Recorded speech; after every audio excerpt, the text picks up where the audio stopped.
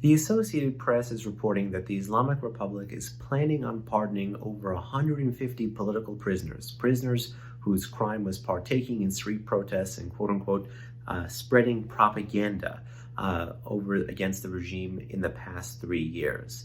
Now, when the regime actually has a history of reporting such clemency offers, particularly those tied to Iran's religious calendar, why do these 150 plus pardoned prisoners matter? Well, the reason is simple and threefold. First, of course, you have the November 15th, 2019 anniversary coming up. That is the anniversary of the largest and most violently suppressed political protests in the Islamic Republic's history. The Islamic Republic assumes Western and foreign governments may be interested in commemorating that anniversary with sanctions and tough talk.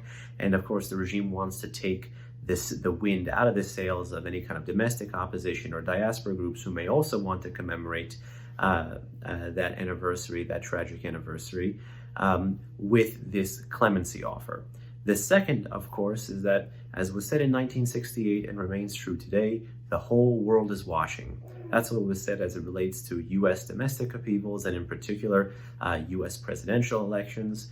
With a potentially new Biden administration coming in January 2021, Iran may offer this potentially as a wink to get the potentially new Biden administration to focus on exclusively the nuclear issue rather than the breadth and depth of Iran's malign activities, and in particular the human rights issue at home, which has worsened. And third, of course, lest we forget, Iran has only had 2 supreme leaders, but both supreme leaders have used parliamentary and perhaps more important presidential elections inside their country to signal legitimacy to domestic critics and use that high level turnout that they often coerce to get as a shield abroad. So Iran may be offering this as something of a fig leaf of a peace offer to Iranians who have suffered greatly over the past 41 years to once again compel them to turn out and settle for a least bad option in the upcoming Iranian presidential elections in the summer, late spring of 2021. So for those 3 reasons, this clemency offer is quite different than any we've seen before in the Islamic Republic's history.